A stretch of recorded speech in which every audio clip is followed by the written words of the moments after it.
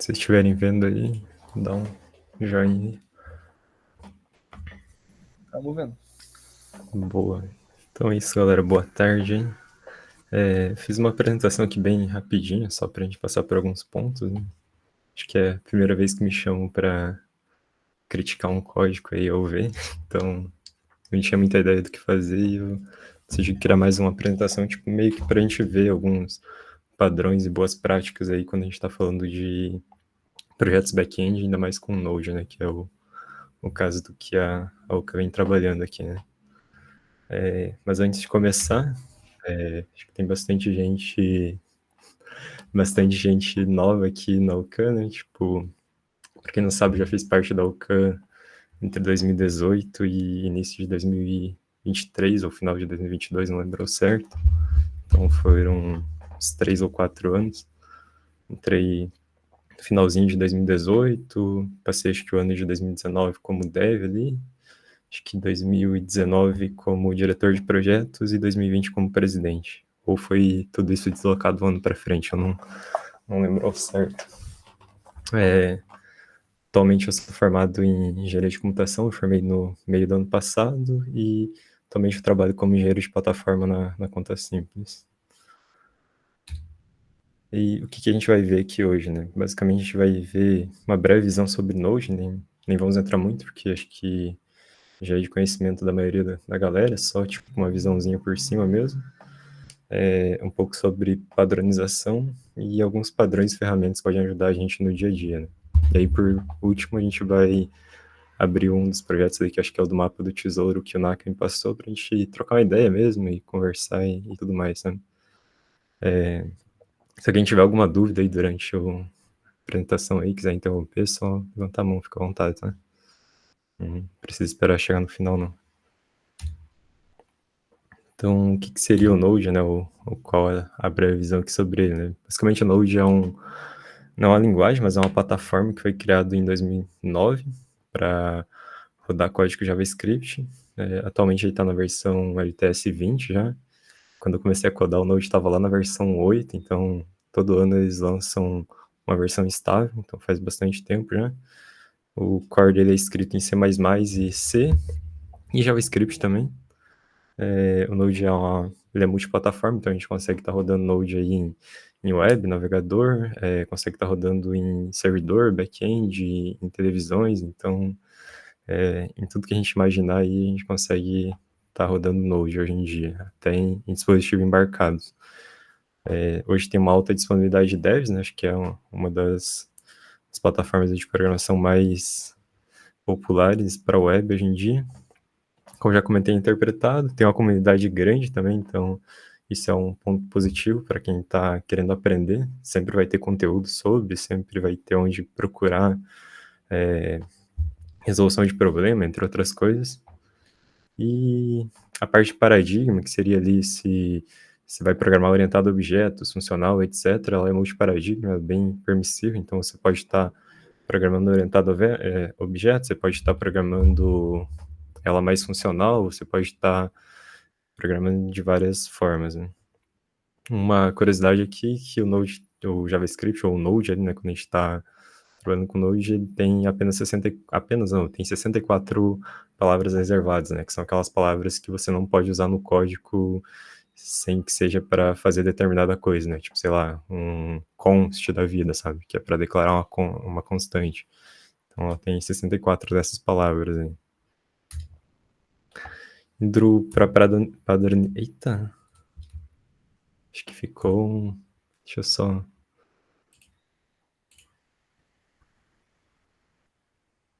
Pera aí, rapidão. Não sei. Acho que eu acabei arrastando sem querer um negócio aqui pro meio. Ou eu cliquei... Ah, não, tá certo. Desculpa, galera. Que... Acho que meu teclado tá com alguma coisa boa. Indo para padronização, acho bem legal essa imagem aqui, que é uma imagem retirada lá do livro Clean Code. Se não me engano, é lá no início do Clean Code, que basicamente é no capítulo ali que ele está falando sobre qualidade de código, etc., né? ele até se refere a essa imagem que fala que a qualidade do seu código pode ser medida pela quantidade de artefatos que você fala por minuto quando que você está lendo ou fazendo um code review de um código, né? Então, principalmente aquele código que você não vê há algum tempo, né? Você tá lá olhando e, pô, você não entende porra nenhuma do que tá escrito lá, sabe? Isso é uma parte bem legal. Mas qual que é a vantagem de a gente estar padronizando aí nossos projetos, nossos códigos, né? Então, acho que o principal fator é ficar mais fácil de entender e ser escalável, sabe? Então, tipo, tá trabalhando num time, em uma equipe, então manter um padrão é sempre bom, né? Para que todo mundo consiga entender e desenvolver e que esse software seja escalável, né? Tipo, a gente está trabalhando uma entrega de um software, a gente precisa entregar cada vez mais feature, né? Geralmente, quando a gente está trabalhando com desenvolvimento de software, a gente está fazendo algo incremental, né? A gente não lança a última versão logo de primeira. Geralmente, a gente vai lançar uma V0, uma V1, fazer alguns testes e vai incrementar feature após feature, né? Então, isso é uma das vantagens. Fica mais simples de entender, tipo, eu tô saindo do projeto X ou para o projeto Y, eu consigo entender facilmente, eu não preciso entender qual o padrão daquele projeto para daí sim começar a trabalhar. Então, seria só eu navegar entre projetos e eu consigo desenvolver de uma forma fácil. Mas como que eu fico por dentro desses padrões ou como que eu adoto uma padronização, sabe? Então, acho que o principal meio aqui é através de comunidades, né? Porque geralmente a comunidade define alguns padrões ou tem algo já pré-escrito. O Node não tem tanta coisa, tem alguns frameworks que são mais opinativos, mas no geral ele é bem aberto. Se a gente for lá para o mundo do Java, por exemplo, a gente tem, sei lá, um framework que é predominante, que é o Spring Boot, e ele dita meio que as regras de como você deve desenvolver, sabe? Ele tem lá uma CLI que você roda um comando e ele já cria várias coisas para você bem padronizadas, né? Mas quando a gente vem para o Node, não, é totalmente diferente, né? A gente tem o Express ali que não te dá nada, tipo, você só instala e você tem que criar toda a estrutura, você tem que fazer tudo meio que do zero, e com isso você fica bem livre para fazer da forma que você quiser, né? O que é bom e ruim ao mesmo tempo. Então, através das comunidades, a gente pode ver alguns padrões. Através do GitHub, a gente acha vários boilerplates, que seriam templates ali no GitHub. A gente acha vários repositórios que trazem para a gente um padrão ou um tipo de arquitetura. Então, depende muito, sabe? Através de blogs e LinkedIn também, direto tem gente compartilhando no LinkedIn algum post sobre padronização, arquitetura, etc. Bem legal estar seguindo alguns tópicos lá e receber essas informações. Aqui tem o link de alguns, depois eu posso mandar os links se vocês tiverem interesse, mas, tipo, tem esse repositório aqui que tem bastante dicas e coisas de como a gente deveria programar em Node, quais seriam as melhores práticas de programação.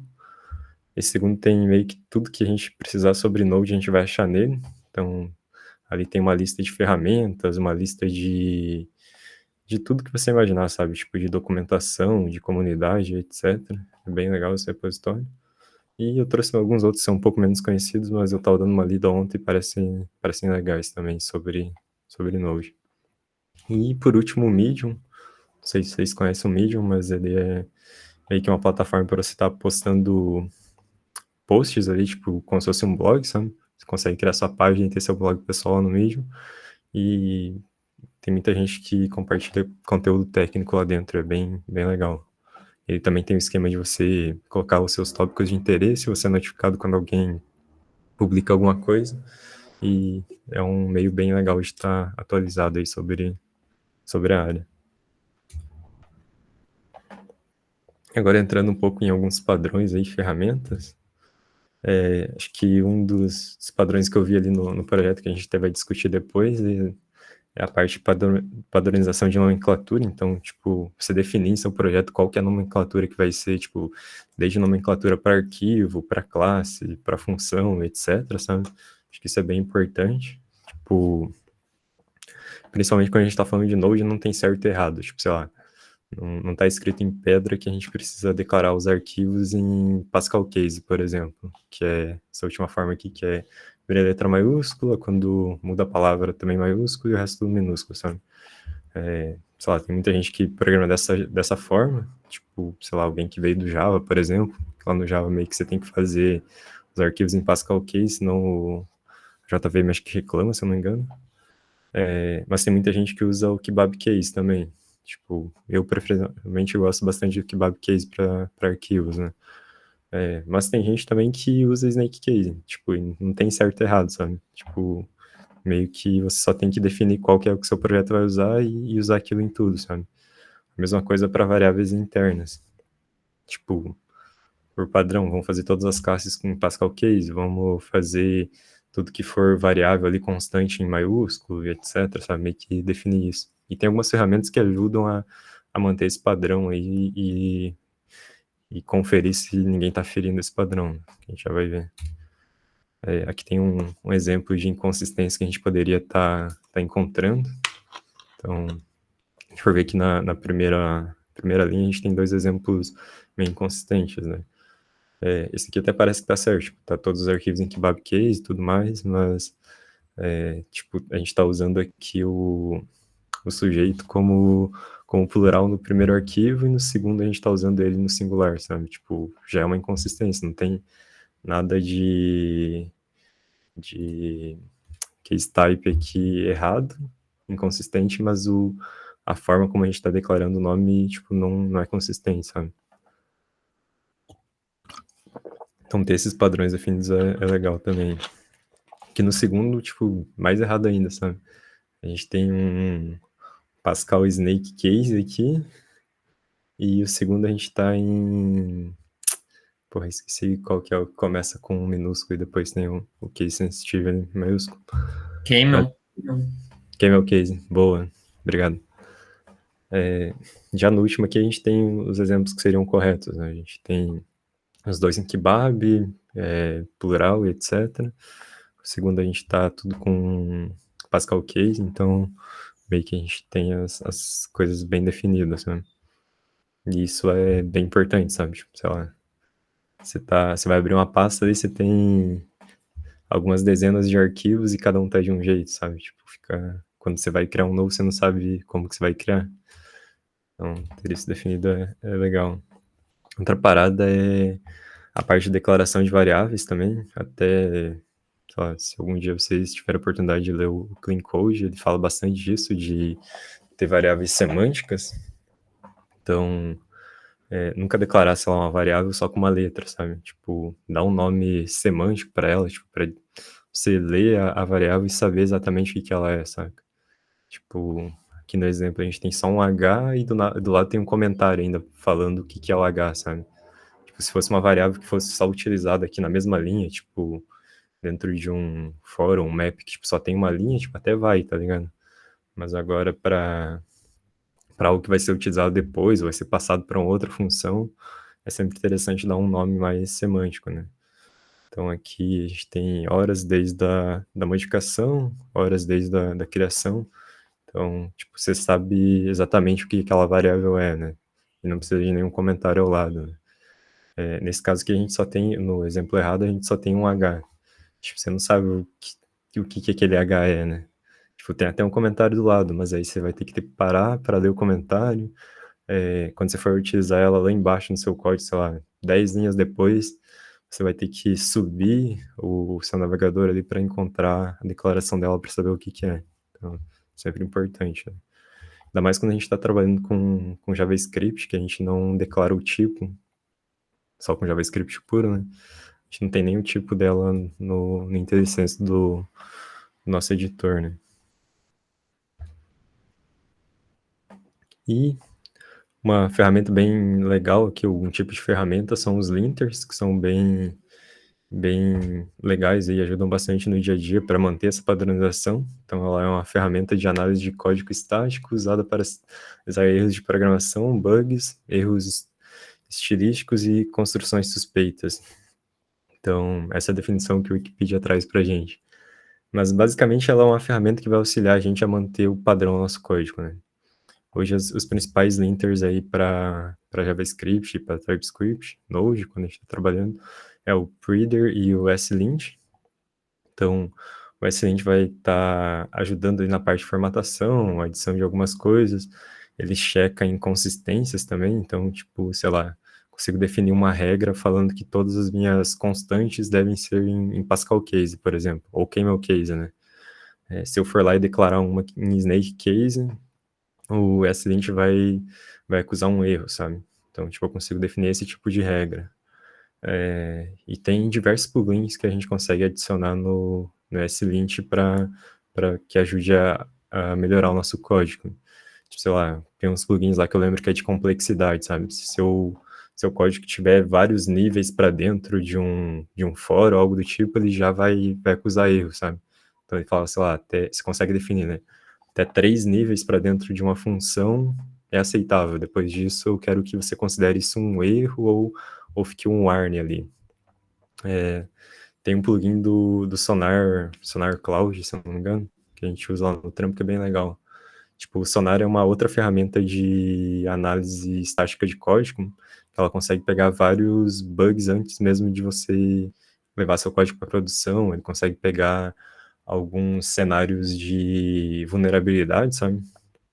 Então, tipo, ele já tem uma base meio que bem consistente sobre o que é ou não é um risco, e ele já te acusa no SLint, que aquilo lá é uma má prática, por exemplo, sabe? Ou um code smell, que eles também chamam lá. Sei lá, você declarou uma variável só para retornar, por exemplo. Ela fala que é melhor você só retornar a variável. Então, tipo, tem várias coisas que você consegue estar utilizando junto no SLint para melhorar ainda mais.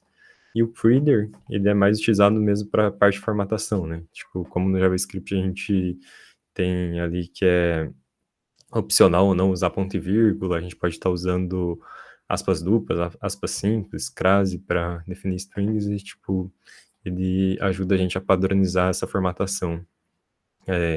O número de colunas também, então, tipo, sei lá, a partir de 80 colunas eu quero que ele quebre a linha para a próxima linha.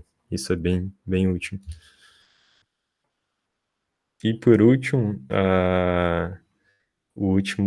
última ferramenta aqui que é bem legal é o editor config, que basicamente ele ajuda a manter um padrão entre diferentes editores, né? Quando a gente está trabalhando com Node é bem mais comum a galera tá usando o VS Code, por exemplo, mas se tiver alguém usando um outro tipo de editor, ter o editor config é bem importante, porque ele vai falar para o seu editor como que ele deve quebrar a última linha, se vai CLF, que é o padrão do Linux, ou CRLF, que é o padrão do Windows.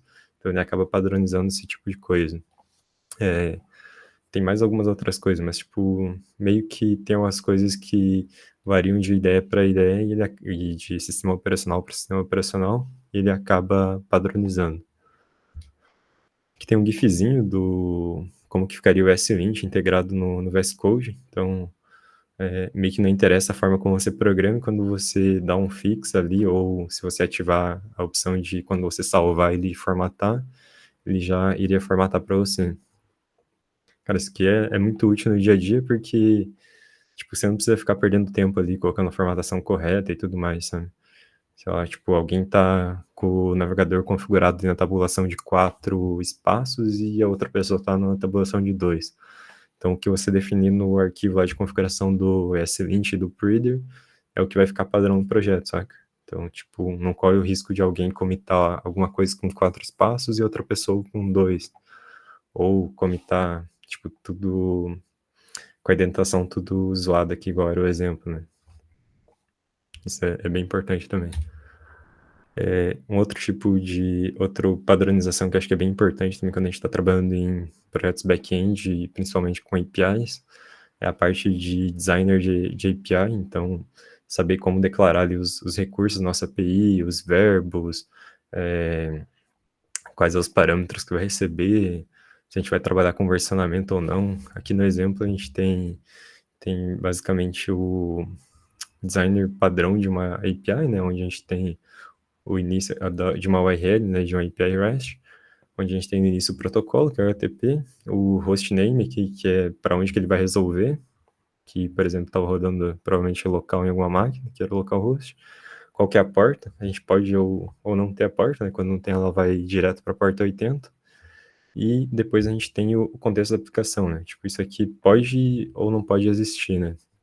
Tem alguns casos que isso aqui vem antes como um subdomínio, mas quem usa um mesmo domínio só para uma API aqui pode ter o contexto, né? Tipo, sei lá, tem um serviço de usuários aqui, poderia ser users, por exemplo, sabe? Sei lá, cartão, alguma coisa assim. E depois disso a gente tem versionamento. Isso é bem comum quando a gente lança um produto ali um projeto na sua primeira versão e sabe que provavelmente isso aqui vai mudar depois, sabe? Então, tipo, eu fiz na primeira versão de um tipo, tinha um contrato X, mas depois eu posso estar mudando o contrato, então vem e mudo o versionamento aqui da API, eu jogo para V2. E eu continuo com a API na versão V1 funcionando e até que todo mundo migre para V2. Depois disso a gente tem qual que é o resource e por último pode não ter parâmetros, né? Manter essa consistência é bem importante. Tem algumas RFCs para que uma API seja RESTful, que eles falam, né? Então, tipo, uma delas é você ter todos os recursos aqui no plural, tipo, ao invés de ser user sempre, não ter ações aqui depois do barra, tipo, sei lá, tem um users barra create, sabe? Então você vai estar usando o método post no barra users e isso é o create, você não precisa ter declarado na coisa, né? Trabalhar corretamente com os status code, então acho que isso é bem importante também. Eu já peguei algumas APIs aí de tá até no mercado e tudo mais, tipo, funciona há muito tempo que os caras sempre retornavam 200, por exemplo. Tipo, se mandava qualquer coisa lá, tipo, dava erro interno na API na API, ou, sei lá, se mandava um dado totalmente incorreto, a gente retornava 200 e aí dentro com objetos de erro com status code 400, por exemplo, né?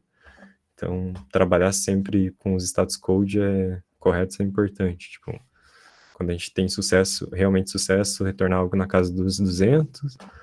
Quando a gente tem um bad request, retornar algo ali na casa dos 400. E quando a gente tem um erro interno, retornar algo na casa dos 500. Né? Então, isso é bem importante também. Aqui tem um resuminho ali, tipo, quais são os métodos e o que deveria fazer cada um, né? Tipo, basicamente o post ele é utilizado para criar, e o correto é ele retornar sempre 201 de created ou 400 de bad request, né? Ou 500 se caso der algum problema no servidor. Pode ter alguns outros casos aqui, tipo, tornar um 401 de ele não ser autorizado, 403 de forbidden, então, tipo, depende bastante, sabe, de como está implementada a API. Mas o básico seria isso. Parte do get é para listar mesmo, né? Então, sempre vai vir um 200 ou 400. 404 depende bastante, mas pode vir quando você está procurando algo específico, né? O put é para parte de update, replace. Tem uma parte bem legal ali que fala na RFC do put, é que ele sempre deve mandar o objeto inteiro, né? Tipo, você não deve utilizar o put para fazer um update parcial. Acho que esse é um caso que a gente vê bastante por aí, que a galera faz errado, mas deveria ser dessa forma. Tipo, sempre que você vai mandar um put, você deve mandar a entidade inteira para aquele endpoint, né? Tipo, eu vou atualizar um user pelo método push, eu não vou mandar só o campo que eu quero atualizar, né? Tem que mandar ele inteiro. Quando eu quiser alterar parcial, eu tenho patch, que aí eu mando só o que eu quero atualizar. E o delete, que é o último aqui, que deve retornar 200 ou 404, caso ele não encontre. Isso aqui também é outra parte bem importante, né? A gente usar os métodos de uma forma correta, porque também já vi algumas APIs que os caras usavam post para tudo, tipo, para criar, deletar, era sempre post. Então, é importante a gente estar usando aí da forma correta, né? Até para o front ficar semântico, saber, tipo, exatamente o que cada coisa está fazendo, tipo, ter esse padrão mesmo, sabe? Para quando, sei lá, algum terceiro precisar da nossa API, eles, tipo, terem mais facilidade para trabalhar, sabe? Não quer dizer que usar post para tudo não funcionaria, tipo, funcionaria, mas é semanticamente errado, sabe? E acho que é isso de alguns padrões, tipo, a gente poderia ficar falando até amanhã aqui, tipo, de padrões, tipo, sei lá, entrar em padrões de nomenclatura de pasta, padrões de várias coisas, sabe? Então, só queria trazer essa visão aí e abrir pra gente discutir mesmo algumas coisas, e depois aí dar uma olhada no código, se alguém tiver alguma dúvida ou algo do tipo.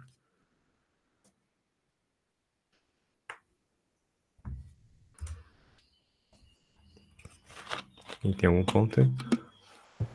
Por mim, essa questão aí ficou bem clara, bem tranquilo. Mas eu acho que seria legal a gente dar uma olhada no código, colocar um contador aí de, como você disse, um contador de WTF. Eu tenho algumas perguntas para a gente fazer, principalmente em questão de escolha de banco de dados e algumas coisas que a gente escolheu, acabou fazendo, por exemplo, como o uso do try-catch no código. Quando eu desenvolvi, eu me perguntei se isso realmente era uma coisa, era uma boa prática, ou Boa. se é um clean code ou se é uma coisa que pode ser feita de outra maneira, né? Porque eu fiz um curso na Lura e ela sempre falou para a gente englobar, quando a gente for tentar mexer com o banco de dados, fazer alguma coisa, englobar o código no try-catch, porque se ele encontra um erro, você já consegue jogar para a próxima camada da API, né? Que seriam os error Hum, handlers. E eu queria saber o que você acha do uso do try-catch nos códigos. boa. Então, bora lá. Vou abrir o código que daí a gente já vai vendo. Cara, tipo, essa parte ali que você falou do try-catch, tipo, cara, depende muito, tá ligado? Tipo, eu particularmente não gosto muito de estar utilizando, tipo, o ideal é você ter um global ali e sempre que der erro vai cair naquele e você trata lá, sabe? Uhum. Até, cara, eu não lembro qual dos links que é, eu lembro de ter lido isso ontem ainda em um desses GitHub, né? Vou até abrir rapidinho aqui pra ver. Não, não era esse. Acho que era isso aqui, deixa eu só procurar se tem aqui alguma coisa. Try-catch. X5 para dinheiros assíncronos, não. Hum, não, não era esse aqui. Acho que separa esse aqui.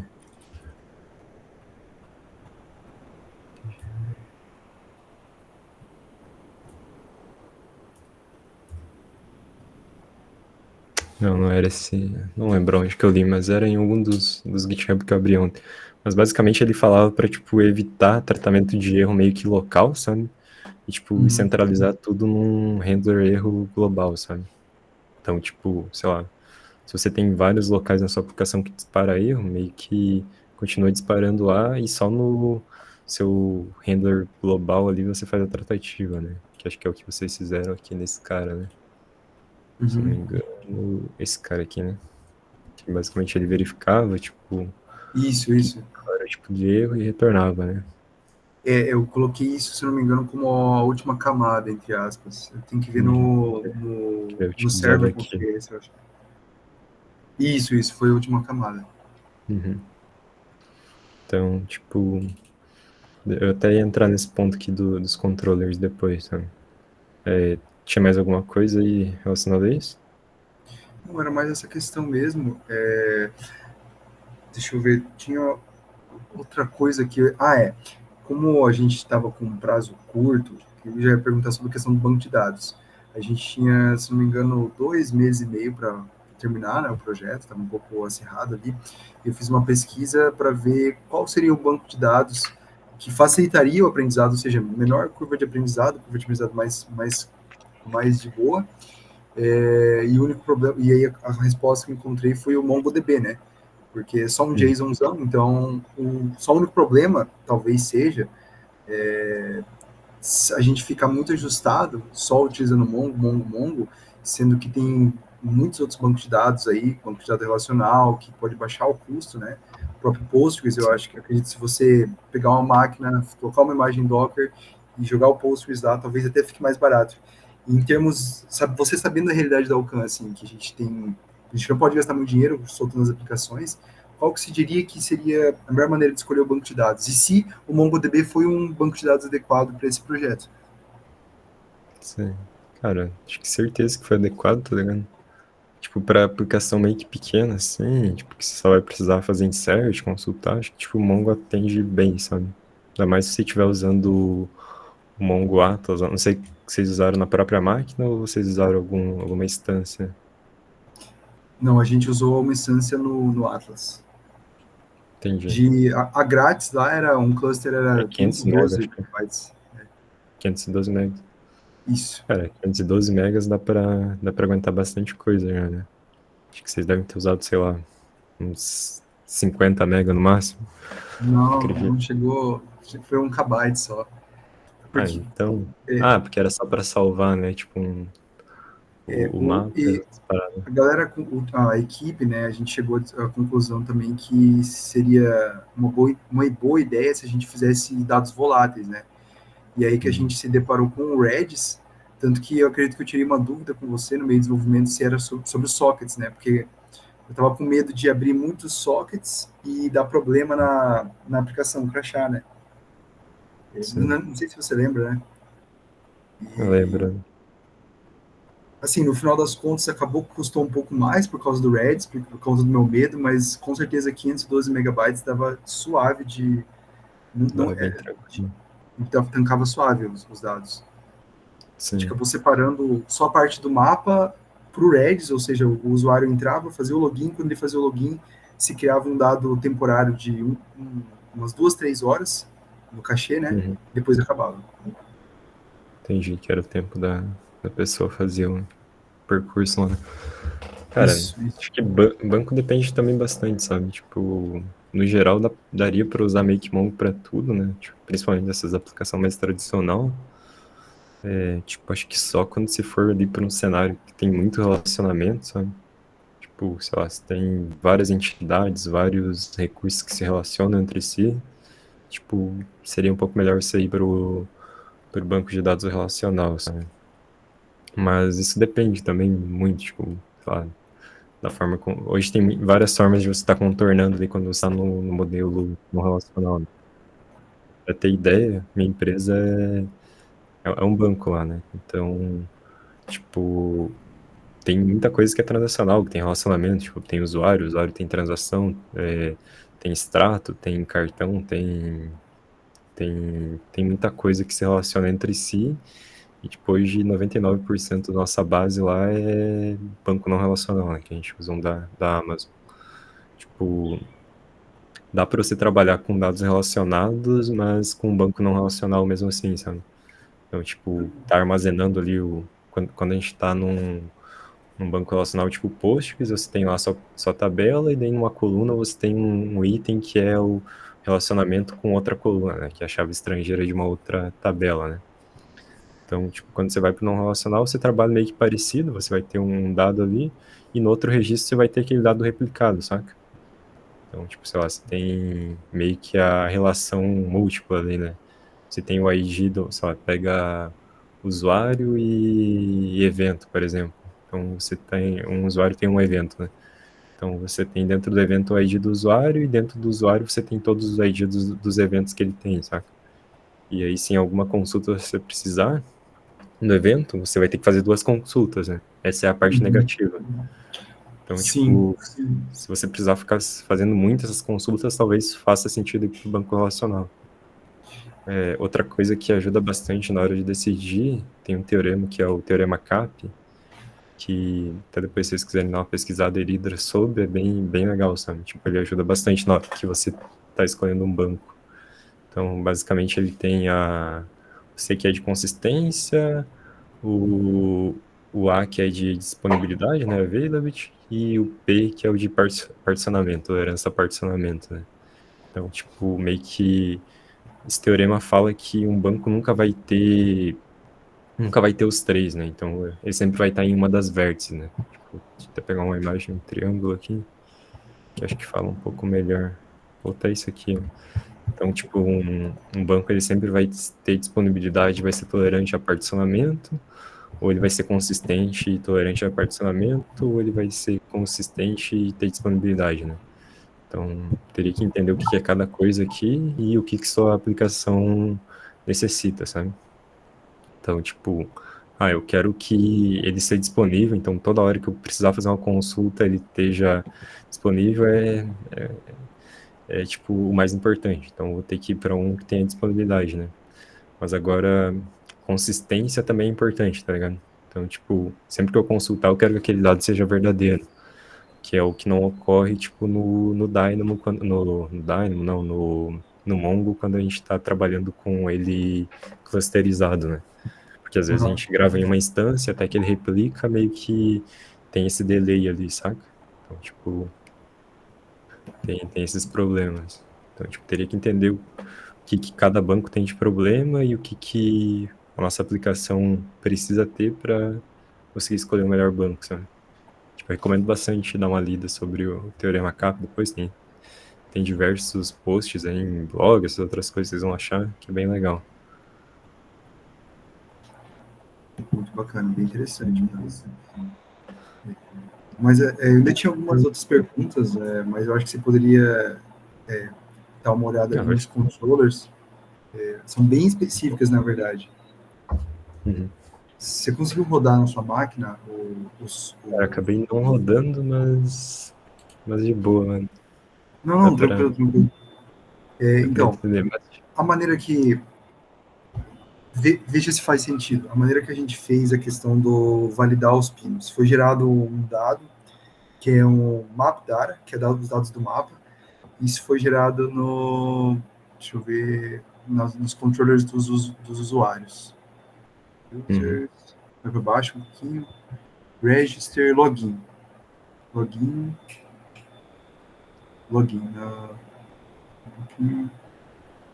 Dashboard. Um pouquinho Isso para aqui é cima. outra parada que a galera não recomenda muito, sabe? Tipo, vocês têm meio que mais métodos do que um usuário teria, sabe? Tipo, meio que eles recomendam, sei lá, dentro de um controller ter no máximo os 5 métodos do CRUD ali, né? Tipo, você não precisa ter os 5, mas seriam esses aqui, né? Que é o de criar usuário, ver usuário, fazer o update e o delete dele, sabe? Você não precisa ter os 5, mas o que é o read all e o read all one, né? Então, tipo, sei lá, se tem alguma outra coisa aqui que não é isso, tipo, ele deveria ser um outro resource ali na sua API e provavelmente um outro controller, sabe? Nossa, Tipo, sei lá, beleza. você tem um barra users aqui, também que só vai ter no máximo 5 ações nesse resource, né? Tá, mas aonde que era mal E no desviado? login users. Login user, na verdade, login user, cadê? Baixo. Em user Aí, aqui. login user. Nessa daí é criado o dado mapa. Naquela função. Cadê o cachê? Create cachê. Cachê controller. Vamos pesquisar daí. Por baixo. Depois de checar se Onde? existe. Se tá vazio ou não. Aí dentro. Aí, ó. Ah, tá. É que eu não consigo ler direito na sua tela. Aí, ó. Esse aí Esse que é o. create cachê. Que é o... Isso, essa função create cachê. Certo. Uhum. A maneira que a gente faz, a gente cria. Pode ir, pode ir funcionando. Tá, vai falando aí. Create cache. Ele cria um dado, acho que tá definido em um certo lugar aí. Não sei se está aí em cima, deixa eu ver aqui no PC. Estou aberto aqui também. Não sei se você quiser compartilhar, a gente vai conversando também. Uhum. Isso, Pode ser, eu acho melhor.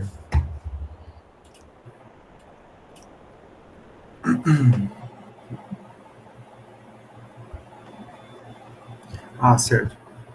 Deixa eu compartilhar aqui.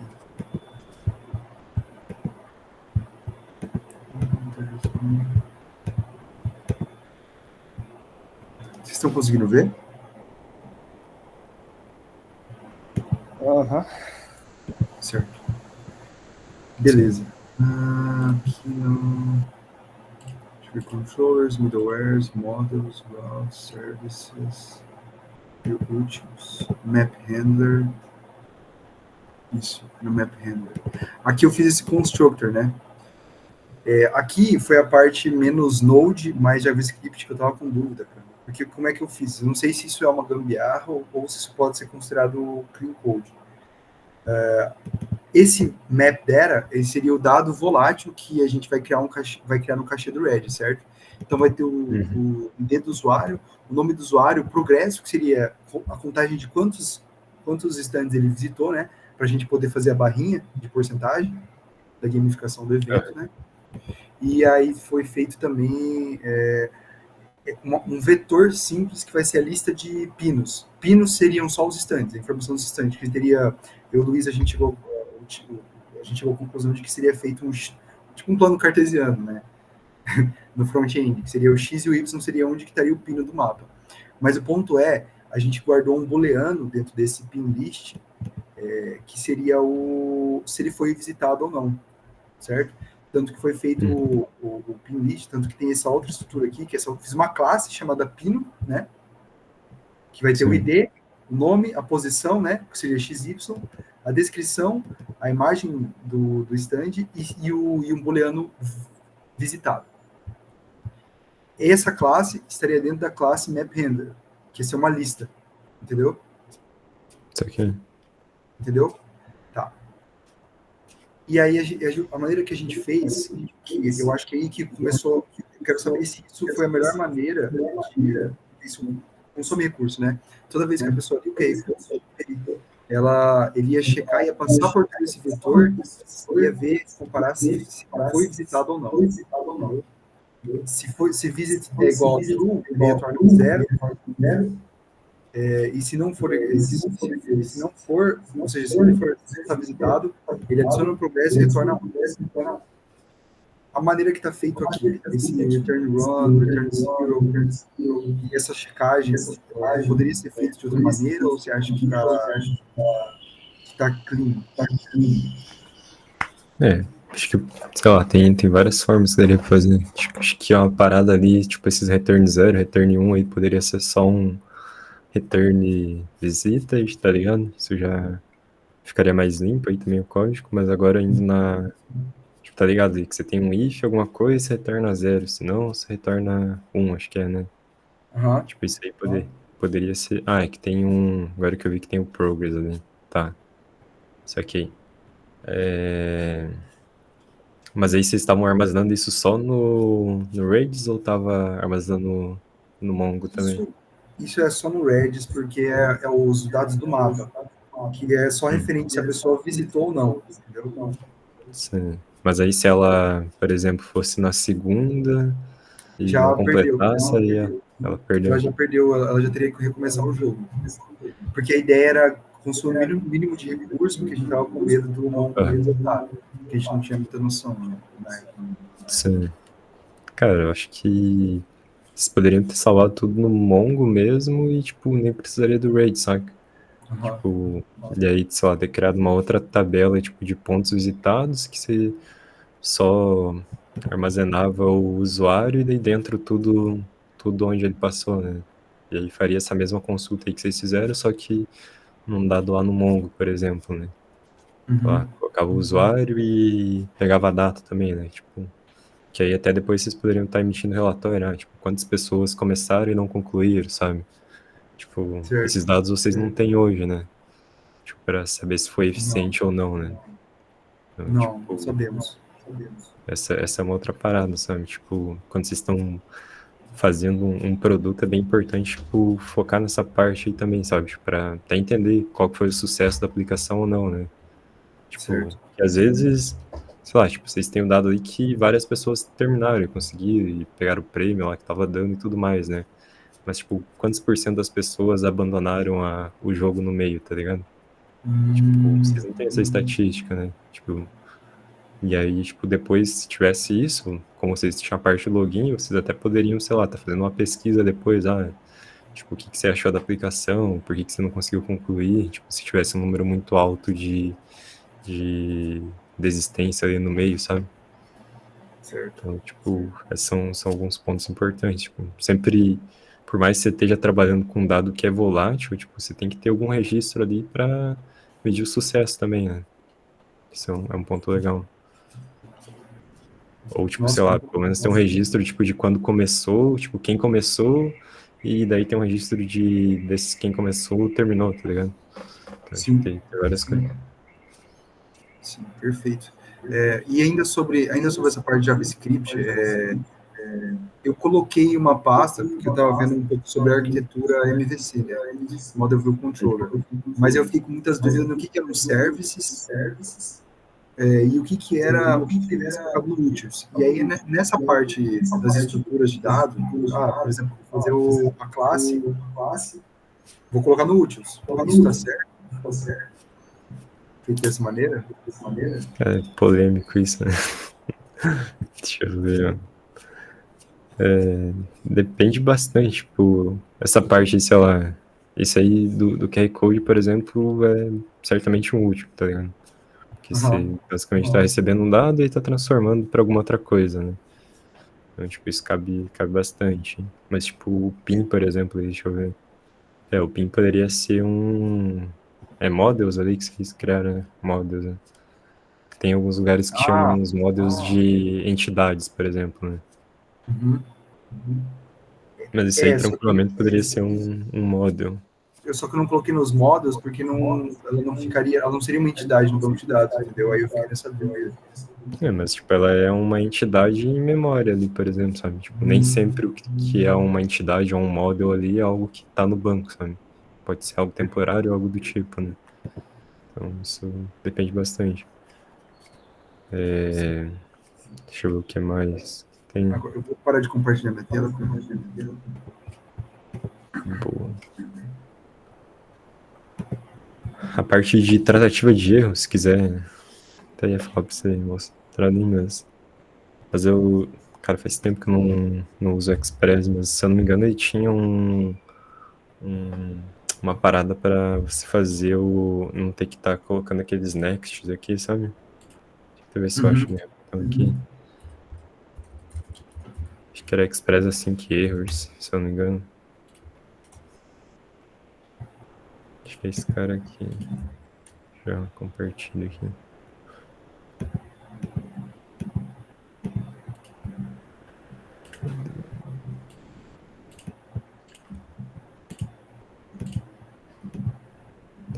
Tá certo.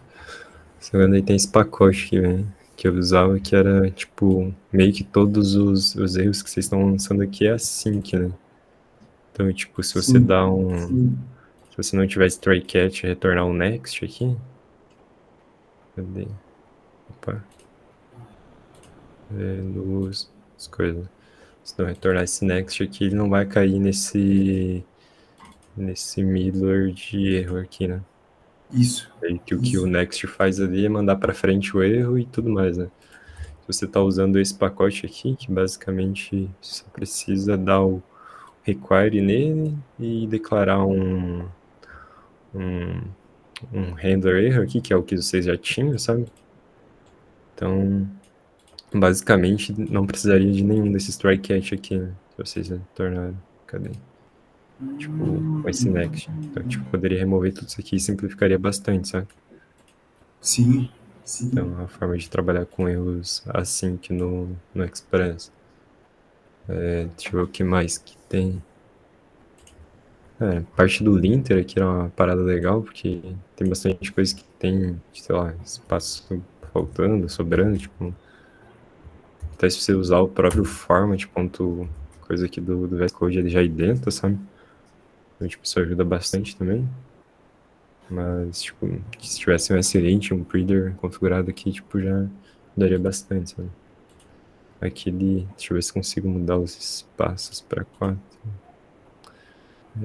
Spaces. 4. Não sei se ele vai deixar.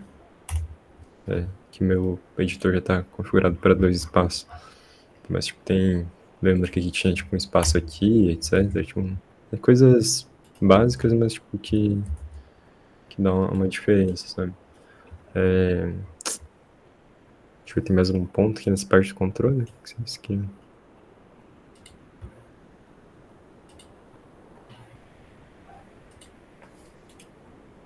Deixa eu jogar pro lado aqui pra outra. Deixa eu ver essa parte que é legal. Cara, outra parada que. Tipo, aqui era uma aplicação meio pequena, tá ligado? Mas, tipo, o que ajuda bastante também é ou você usar o TypeScript ou você ter alguma coisa que te ajude a tipar aqui no JavaScript puro também, sabe? Porque se você entrar em vários controllers aqui, deixa eu abrir os controllers, tipo, meio que você não sabe o que tá chegando aqui em cada etapa, né? Tipo, deixa eu pegar um exemplo aqui, ó. Tipo, Recode é N, sabe? Mas meio que ele sempre deveria. Que é esse aqui, Proxify, data URL assim que é. Ah, tá. Specify. Ah, tá. Que é do pacote, né? Do QR Code. Isso, isso. Tá. Que ele vai jogar, vai embedar ali o QR Code na URL, né? Esse Promissify também deu vários bugs, eu lembro. O pessoal ali no próprio da Lura mesmo recomendou, mas eu não gostei muito. Tive um pouco de problema também com o async await, né? Esses métodos assíncronos, eu ainda não consegui pegar muito bem o que seria Sim. essa espera.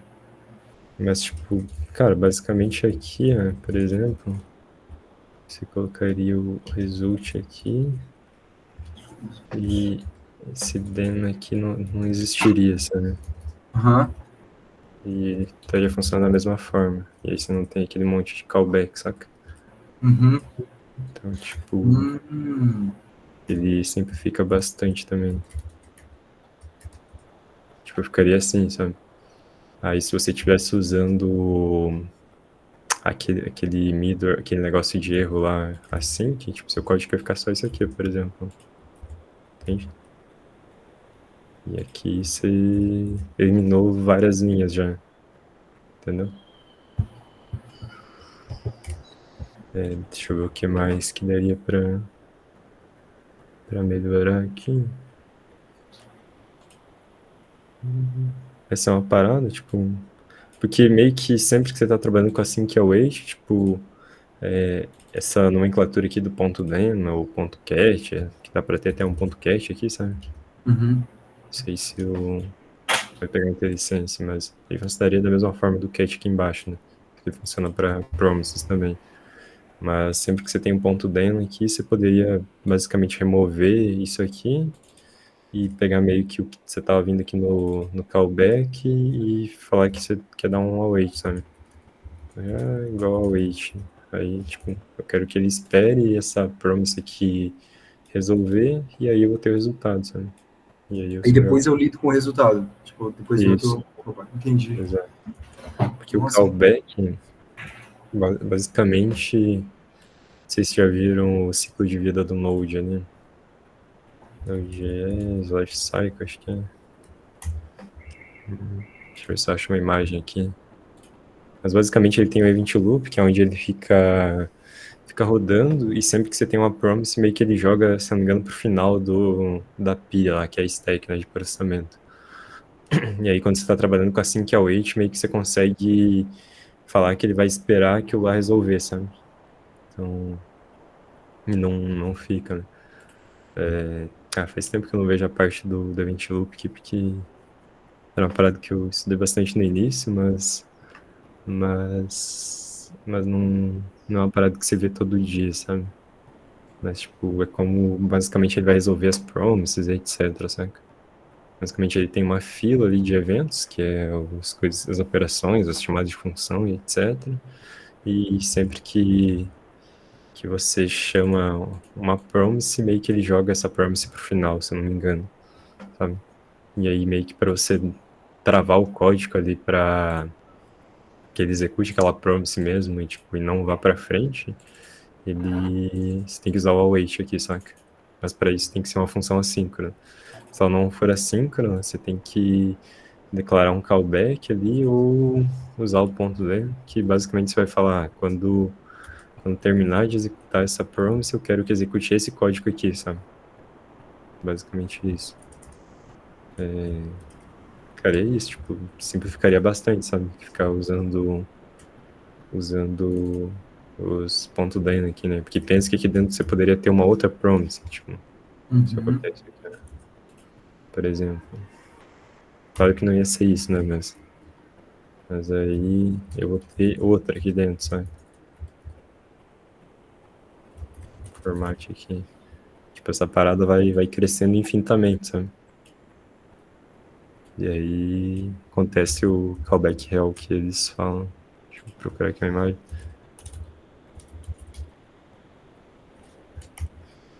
Meio que essa foi uma das motivações deles terem, terem criado a parte assim que é o eixo e tudo mais, para resolver uns outros problemas também, né? Essa foto aqui é legal.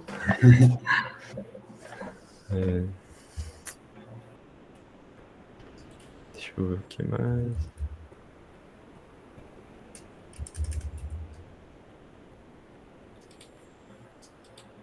Era isso, eu acho. Parte do Raids ali. Vocês acharam de boa mexer com Raids? Bem tranquilo, bem tranquilo. Ele só não é de boa na parte do deploy, né? Aham. Porque é meio que algo dentro do servidor. Por exemplo, você vai me falar, vai mexer com o MongoDB, é uma coisa à parte, vai estar em outra máquina. E aí o Redis, ele fica junto com a API, né? Então ele é um pouco mais complexo de configurar. Por exemplo, na Heroku ela cobrou alguns add-ons, né? Então a gente teve que Uhum. pagar, se não me engano, foi uns R$ 20 a mais, assim, por conta do Caramba. Redis. Foi bastante, assim. E ele, inclusive, no dia do evento, ele deu alguns problemas, porque a gente pagou um pouco mais barato, né? E no segundo dia de evento, foi o dia que teve maior fluxo. Quando o fluxo passou de 400 pessoas usando, eu não sei o que aconteceu, mas eu acho que o Redis, enfim, o Redis lá estourou a memória, entendeu? Ele não Daí vocês suportava perderam mais. todos os dados. Uhum, e aí a gente teve que. Tanto foi até eu e o Luiz, a gente ficou um tempo aí quebrando a cabeça, né? Porque a gente não sabia muito dessa parte de DevOps, mas a gente foi aprendendo. Live, durante o evento, a gente entrou lá, viu os logs, viu que o plano Redis, e a gente atualizou todos os pacotes e teve que assinar um plano maior. Então, sim, não foi tão simples, é bem mais simples ter só o banco de dados, porque Uhum. acho que por ficar tudo junto ali, você tem que configurar algumas variáveis de ambientes extras, assim, foi um pouco mais complexo, sim. Sim. Cara, que vocês poderiam ter, sei lá, como. Eu não sei quantos megas ia dar na memória, mas tipo, uma saída também para não ter usado coisa poderia ter sido Node Cache, saca? Tipo, como era só uma instância e tudo mais, tipo, ele ia funcionar meio que similar, né? Se eu não me engano, cara, faz bastante tempo que eu não uso ele, mas ele tinha um limite de alguns milhões de chaves, sabe? É, 1 milhão de chaves aí tem de limite. Então, tipo, daria pra vocês guardar 1 milhão de registros ali em memória e, tipo, e é isso, tá ligado? Tipo, aí só Nossa, teria que fazer uma conta, tipo, sei lá, cada registro tem, sei lá, quantos por cento de um kbyte, sabe? Aí, tipo, pra ver quanto que ia precisar de memória do servidor. Mas, tipo, provavelmente com a memória que vocês subiram RAIDs lá na própria máquina, teria tancado bem de boa, sabe? A sim. quantidade de chaves. Cara, e ele funciona praticamente da mesma forma. Tipo, você só dá um new aqui, e daí você tem o cache, e aí você pode dar um set key e um get key, acho que é. Então, tipo, tem o M7 aqui, que é pra dar um set em um vetor de coisa, então, tipo, ajuda bastante, sabe? Sim, para eventinho pequeno da UTF, pelo que eu estava monitorando lá, o máximo de pessoas usando ao mesmo tempo foi 400 e alguma coisa, assim. Uhum. De instâncias, no caso, porque não foram pessoas usando, porque a instância fica um período de 3 horas, né? Então acumula e depois vai liberando, né? Uhum. Então foi bem É, tranquilo mesmo.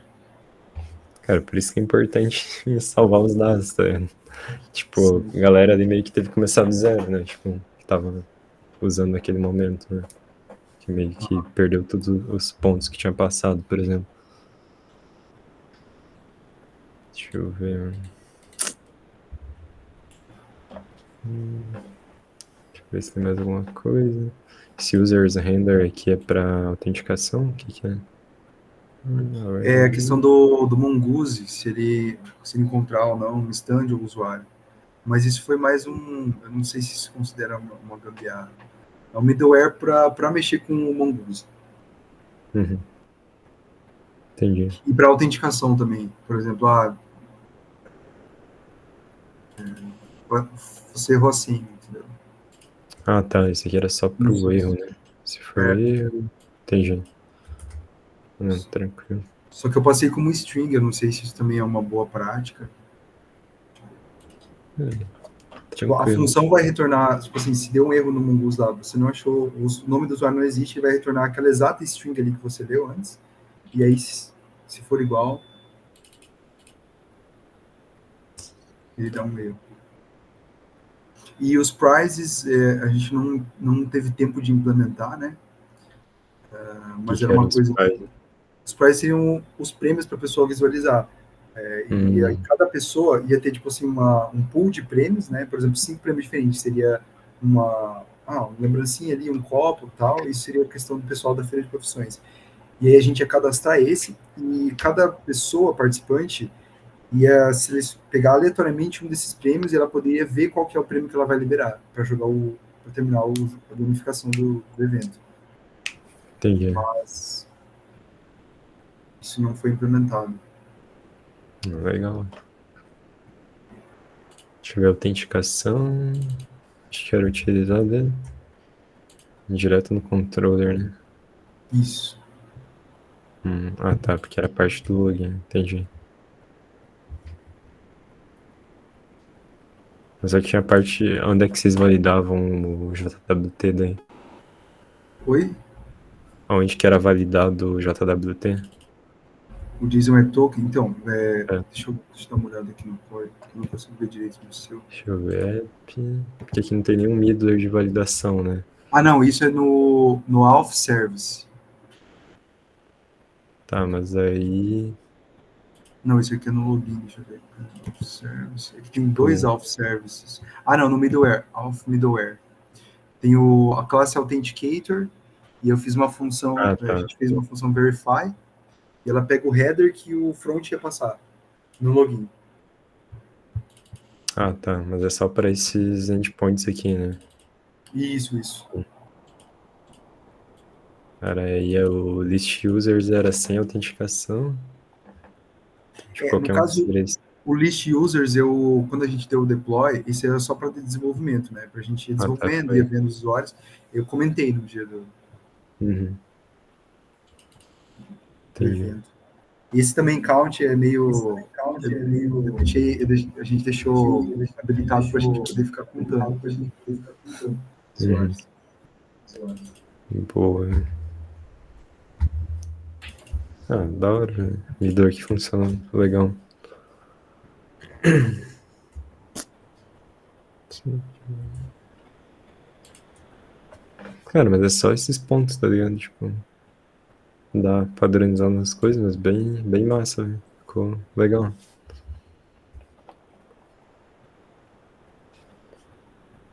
Vocês estavam fazendo algum tipo de validação nos requests também ou não? Deixa eu dar uma olhada Não, aqui.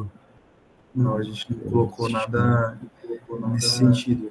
Tanto que tem algumas coisas que eu sei que não foi legal. Por exemplo, tem alguns controllers que a gente colocou só como pegar o corpo todo e colocar numa constante, entendeu? Tem eu alguns aí que você vai ver. Por exemplo, esse user e-mail, a gente pega só o campo e-mail, mas tem um ou outro, ali, por exemplo, login user. User pega o head.body, ali quando você estava no script. E eu acho que isso é Oi? uma Login user? vulnerabilidade no users, login. Ah, tá. Isso pode ser Sim. uma vulnerabilidade, porque o cara pode injetar, por exemplo, alguma query SQL ali, né? Sim. E a É, API pode acabar geralmente processando. não é muito legal, tipo, pegar direto, tá ligado? Ou desestruturar algo do tipo. É sempre bom dar uma validada, tipo, sei lá, usar um Zod da vida, que é bem legal, sabe? Você consegue. Deixa eu ver aqui. Sim. Deixa eu pegar aqui. Instalação, Basic Usage. Que basicamente você define um schema e depois você dá o parse, sabe? Então, sei lá, você poderia. Deixa eu pegar aqui um exemplo de como ficaria. Mas. Você importaria aqui, daí você falaria que aqui você tem um user schema, por exemplo. E aí ele é um z-object. E aí aqui dentro acho que ele recebe um objeto, você dá, sei lá, um name aqui, cz.string. E aqui pode ter outras coisas. Lá. E aí quando chega o request, você dá um user schema.parse, por exemplo, no seu rec.body. E aí ele vai validar para você, sabe? Tipo, se não vier exatamente isso aqui, ele vai te dar um erro, né? E aí, tipo, você consegue ter certeza que aquilo vai ser isso aí, né? Isso, teria esse usuário. Daí é legal porque, tipo, depois até... Aqui a gente não tá com nada de salada, né? Mas ele ficaria exatamente com essa tipagem aqui, sabe? Então, tipo, você ia ter o IntelliSense depois, tipo, sei lá, você ia dar um user ponto e ele ia aparecer aqui pra você já o IntelliSense bonitinho, tipo, com name, idade, etc, sabe? Então, Uhum. tipo, é uma forma de tipar quando você tá trabalhando só com JavaScript também, né? Isso é legal.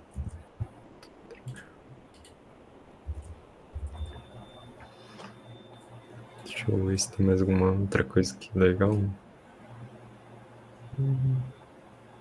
O Swagger é bem massa também. Pô, bom pra testar, deve ter ajudado bastante, né?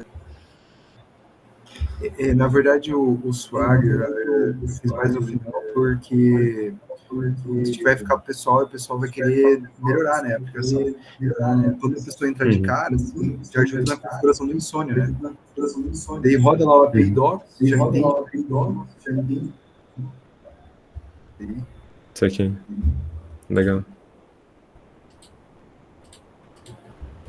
Cara, é isso, tá ligado? Mas, tipo, não tem muito certo e errado, sabe? Tipo, Uhum. são umas paradas que ficaria melhor, mas, tipo, pô, se rodou, foi bom, é o que interessa, né? Tipo, as outras paradas vai melhorando com o tempo, né? Fica aí pro pessoal do back-end aí, espero que vocês tenham anotado, foram boas dicas bem satisfatórias, deu para tirar bastante dúvida mesmo, que a gente teve no desenvolvimento aí. Então, espero que o pessoal tenha anotado aí e feito com proveito. Muito obrigado, Bruno. Valeu aí. Boa, Obrigadão demais aí pela disponibilidade e pelo conhecimento. boa, velho. É isso, quando se precisarem de ajuda em alguma coisa também, só dá um grito. Obrigado, Bruno. Valeu.